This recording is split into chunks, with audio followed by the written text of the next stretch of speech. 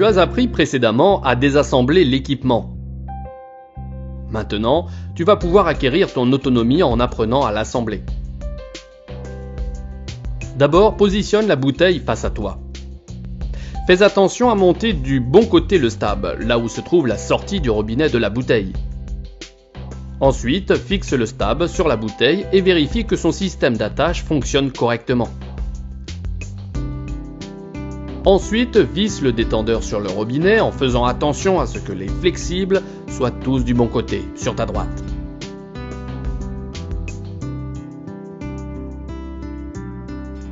En vissant le raccord du premier étage du détendeur sur le robinet, veille qu'il adhère parfaitement.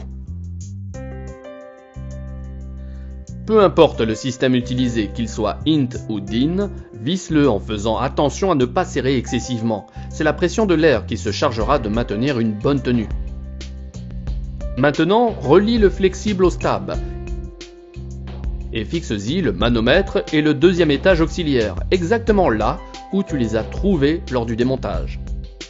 Enfin, ouvre le robinet tout en appuyant légèrement sur la manette de Venturi. À peine entends-tu l'air sortir, relâche le bouton. À ce point, aucune fuite d'air ne doit s'entendre. Afin de parvenir à placer la bouteille sur tes épaules, profite de l'aide de ton binôme. Évidemment, c'est le plus fort des deux qui s'habillera en premier car, en plus du poids de son propre équipement, il devra soutenir le tien. Après avoir pris soin de gonfler légèrement le stab, tu es enfin prêt à entrer dans l'eau en utilisant la technique du pas de géant depuis un bord. Tandis que tu tends une jambe à l'avant, l'autre reste sur le bord jusqu'au dernier moment. Cette précaution évitera qu'en sautant d'un coup dans l'eau, tu puisses te heurter le bord. Prends soin, afin de les protéger de l'impact avec l'eau, de bien tenir masque et détendeur avec la main. À peine toucheras-tu l'eau, unis tes jambes de façon à ce que les palmes t'empêchent de t'enfoncer trop vite. Étant donné que tu disposes de deux appareils pour respirer, le tuba et le détendeur, apprends à passer de l'un à l'autre. Ton moniteur te demandera de faire l'échange sans jamais sortir le visage de l'eau. Souviens-toi, à chaque passage, vide l'instrument avant de recommencer à respirer.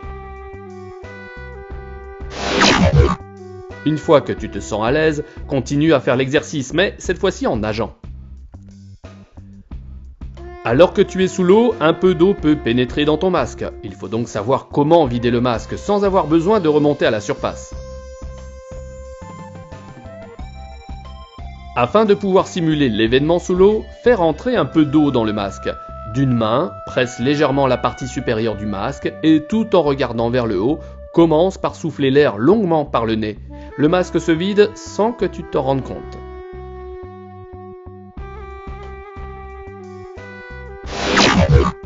La pression exercée sur le haut du masque permet à l'eau de sortir par le bas. Apprends à le faire d'une seule main, l'autre pourrait être occupée par un objet ou même à tenir ton binôme.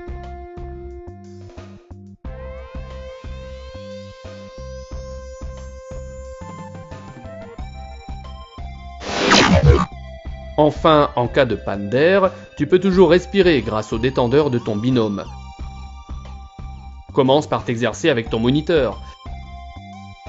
La technique est simple. Prends-le, vide-le et respire. Souviens-toi de ne jamais retenir ta respiration quand tu n'as pas encore remis le détendeur à la bouche. À présent, nous allons compliquer l'exercice de vidange du masque, cette fois-ci en le remplissant complètement d'eau.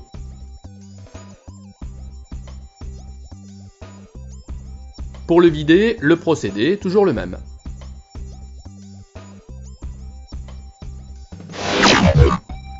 La nage sur le dos est une solution pratique pour se déplacer en surface avec ou sans détendeur. Vérifie de temps en temps ta direction et qu'il n'y ait aucun obstacle sur ta route.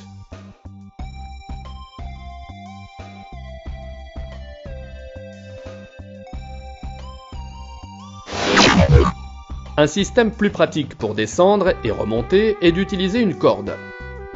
Comme la ligne d'encre en guise de guide, il faut la tenir avec la main droite. tandis que l'autre s'occupe de la manœuvre d'équilibration ou d'appuyer sur les commandes du stab.